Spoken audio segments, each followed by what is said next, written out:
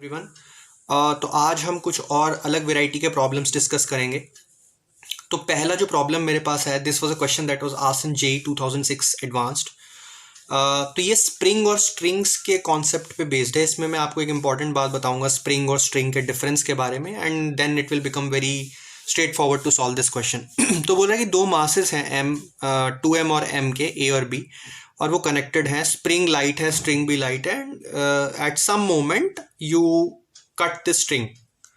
So what is the acceleration of A and B immediately after the string is cut?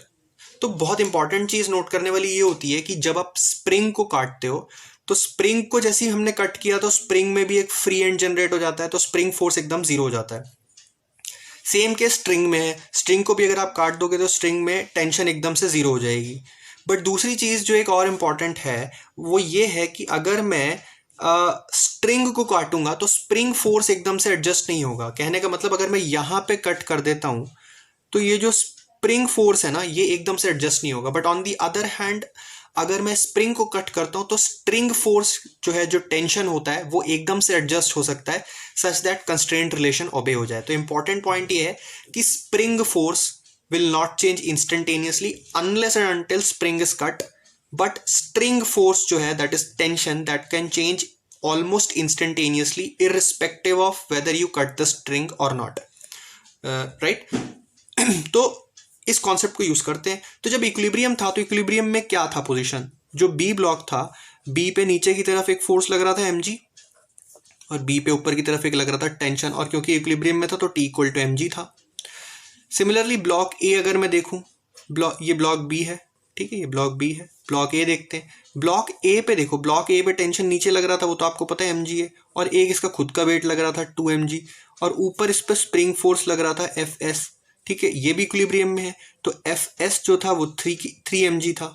ठीक है, अब हुआ क्या, जैसे ही आपने स्ट्रिंग को काट दिया ना, तो ये स्प्रिंग फोर्स तो चेंज नहीं हो सकता। स्ट्रिंग को काटते ही टेंशन जीरो हो गया, टेंशन जीरो हो गया, तो हमें पता है कि एक्सेलरेशन ऑफ बी तो है, उस पर तो बस एक mg लग रहा है नीचे, तो एक्सेलरेशन ऑफ बी तो है, वो तो g डाउनवर्ड। लेकिन क्योंकि ये जो है, ये फोर्स इंस्टेंटेनियसली चेंज नहीं हो सकता, तो ए के ऊपर अब नीचे लगने वाला टेंशन हट गया, तो ए का अब जो नया एफबीडी बनेगा वो कुछ ऐसा बनेगा कि अब इस पे एक तो 2mg लग रहा है, ठीक है, और ऊपर इस पे स्प्रिंग फोर्स लग रहा है which is nothing but 3mg। तो नेट फोर्स जो इस पे है वो क्या हो गया, वो हो गया mg, और इसको अगर मैं इसके मास से डिवाइड कर दूं तो मेरे पास आता है g/2।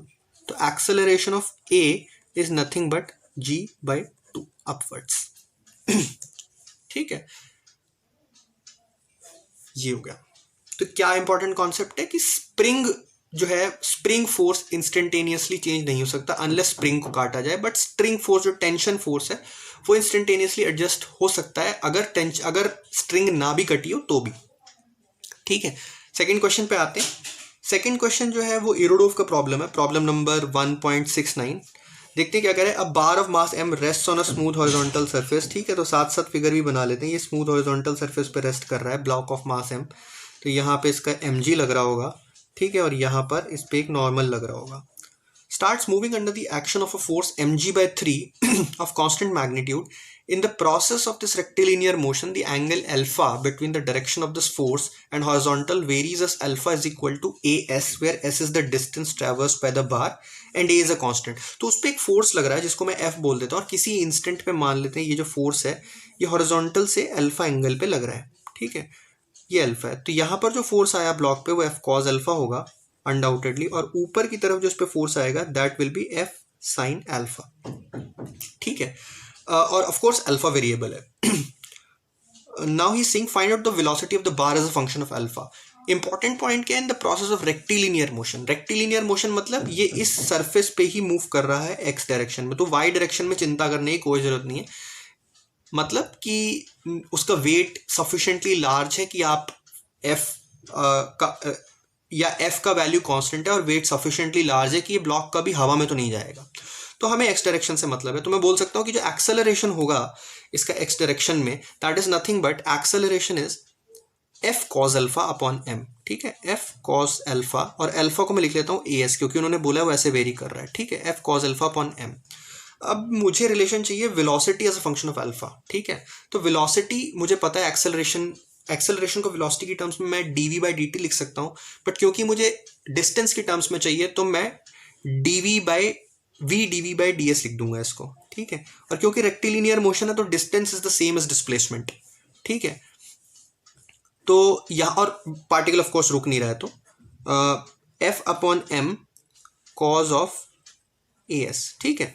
इसको दोनों तरफ इंटीग्रेट कर लेते हैं। तो बेसिकली v dv का इंटीग्रेशन कर लूंगा मैं 0 to v, because initial velocity is 0, and यहाँ पर मेरे पास आ जाएगा f upon m cos of as in ds का इंटीग्रल फ्रॉम 0 टू s, ठीक है।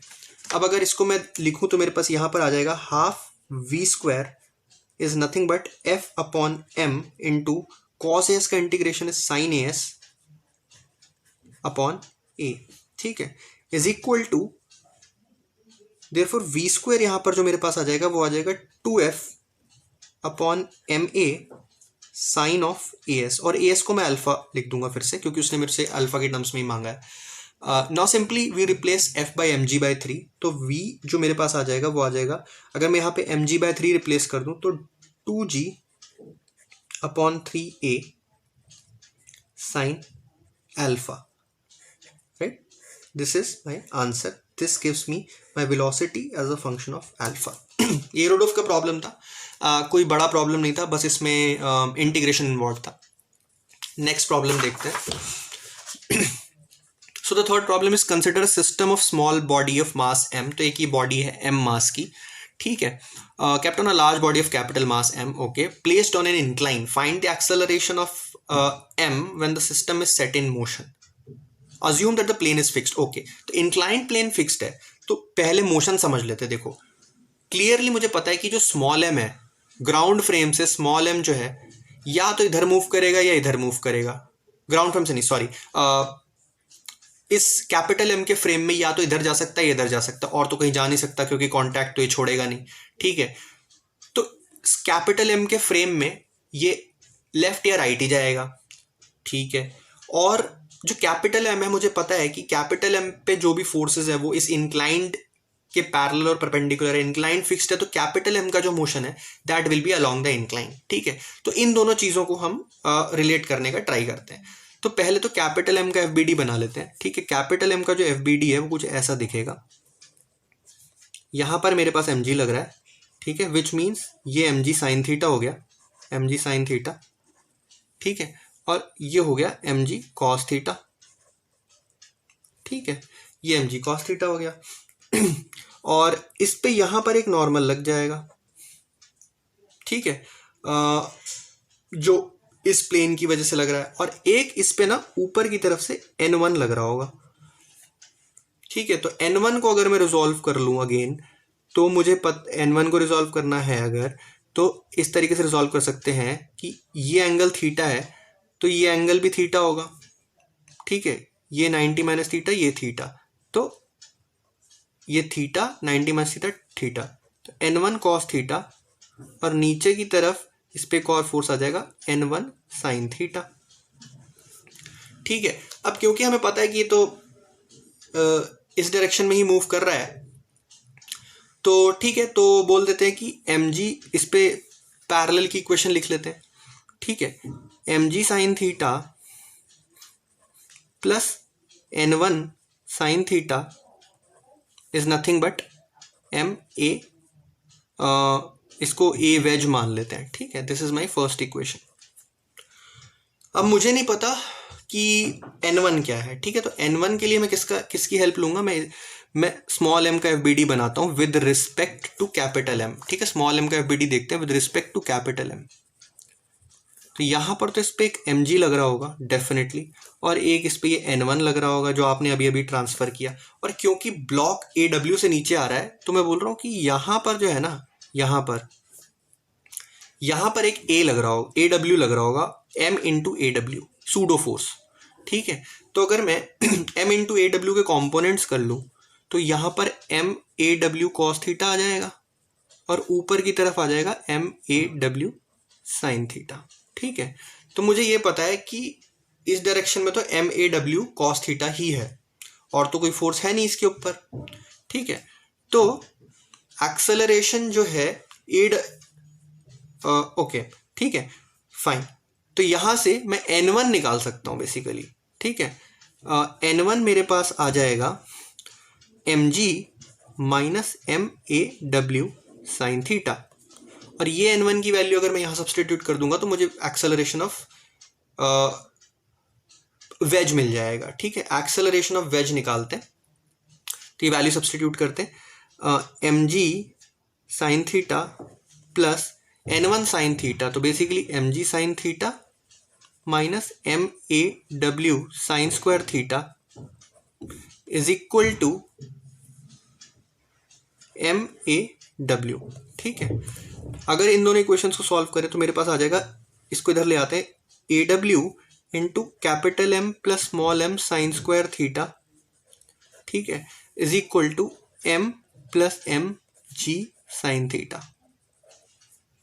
यहां से मैं बोल सकता हूं कि जो एक्सेलरेशन ऑफ वेज है that is M plus M G sine theta upon M plus M sine square theta, ठीक है। और हमसे एक्सेलरेशन कैपिटल M का एक्चुअली पूछा हो, बट ठीक है स्मॉल m का भी पूछा हो तो आप निकाल सकते हो। स्मॉल m का भी अगर आप, तो ये आपका एक्सेलरेशन ऑफ वेज आ गया। अगर स्मॉल m का एक्सेलरेशन पूछा है तो कोई बड़ी बात नहीं है, हमें ये पता है कि जो इसके रिस्पेक्ट में इसका एक्सेलरेशन है, इस पे देखो आप MAW cos थीटा है, तो अगर मैं बोल दूं कि जो ब्लॉक B है इस डायरेक्शन में कैपिटल M के रिस्पेक्ट में A से जा रहा है, तो मुझे पता चल जाएगा कि A जो है वो तो AW cos थीटा है, ठीक है। और AW की वैल्यू मैं ऑलरेडी निकाल चुका हूँ। अब बेसिकली आपको एक्सेलरेशन पता चल जाएगी इसके फ्रेम में, स्मॉल m की कैपिटल M के फ्रेम में एक्सेलरेशन ये पता चल गई है आपको, और आपको कैपिटल M की एक्सेलरेशन तो ग्राउंड फ्रेम में पता ही है। इन दोनों का वेक्टर सम आप कर दोगे तो आपको स्मॉल m की एक्सेलरेशन भी मिल जाएगी। वो थोड़ा कैलकुलेशन इंटेंसिव है इसलिए मैं यहाँ पे नहीं कर रहा हूँ, but I hope you get the idea. So let's move on to the next question, आज का लास्ट क्वेश्चन, रोप। तो ये जो प्रॉब्लम है एक्चुअली मैं इसलिए करवा रहा हूँ question 4 because it deals with mass वाली स्ट्रिंग्स विच हैव मास। तो स्ट्रिंग्स विच हैव मास, उसमें उनमें प्रॉपर्टी क्या होती है कि हर पॉइंट पे टेंशन सेम नहीं होती। You will see tension at different points will be different, ठीक है। रोप ऑफ लेंथ L दे रखी है, उसका कुछ लैम्डा मास पर यूनिट लेंथ है, and that mass per unit length varies according to some function given as e to the power x by L. And it says that the rope is pulled by a constant force of 1 Newton on a smooth horizontal surface. Find the tension in the rope at x is equal to L by 2. तो x जो है वो basically यहाँ से major किया है, ठीक है, ये ओरिजिन मान लो आप, यहाँ से मेजर किया है। तो पहली तो ये समझो आप कि हर पॉइंट पे टेंशन अलग क्यों होगी। हर पॉइंट पे टेंशन अलग इसलिए होगी, मान लो मैं स्ट्रिंग को ना दो पार्ट में ब्रेक कर दूँ, ठीक है। तो अगर मैं दो पार्ट में ब्रेक कर दूं, ये दोनों, ये पीछे वाला पार्ट और ये आगे वाला पार्ट, आगे वाले पार्ट पे F लग रहा है, और क्योंकि ये जो है ये फोर्स इस पार्ट को आगे खींच रहा होगा, तो ये जो पीछे वाला फोर्स है ये यहाँ पे एक टेंशन जनरेट कर रहा होगा T', ठीक है, जो इसको पीछे ला रहा है। तो इस पोर्शन पे मैं एक्सेलरेशन लिख सकता हूँ F minus T' is equal to mass of this portion into acceleration of this portion, ठीक है। सिमिलरली यहाँ पर भी एक T' लग रहा होगा क्योंकि टेंशन T' तो इंटरनल फोर्स हो गया इन दोनों के बीच में, और T' जो होगा वो मेरे को दे देगा sum capital M" into A, and when I will add the two I will basically find out what the tension here is. तो हर पॉइंट पे जो मासेस होंगे ना, पीछे वाले मास तो जैसे जैसे आप लेफ्ट की तरफ जाते जाओगे पीछे वाला मास कम होता जाएगा, और पीछे वाला मास क्योंकि कम होता जाएगा, और जो स्ट्रिंग है उसकी एक्सेलरेशन तो सेम ही है क्योंकि वो तो कांस्टेंट फोर्स से ड्राइव हो रही है, तो एक्सेलरेशन सेम है और मास कम होता जाएगा। तो जैसे जैसे आप पीछे जाते जाओगे टेंशन कम होती जाएगी। So basically tension will be highest at this point and tension will be lowest at this point, ठीक है। यहाँ पर जाके टेंशन जीरो हो जाएगी बिकॉज कोई पार्टिकल ही नहीं बचेगा जिसको खींचना होगा, तो इसीलिए टेंशन अलग अलग होती है।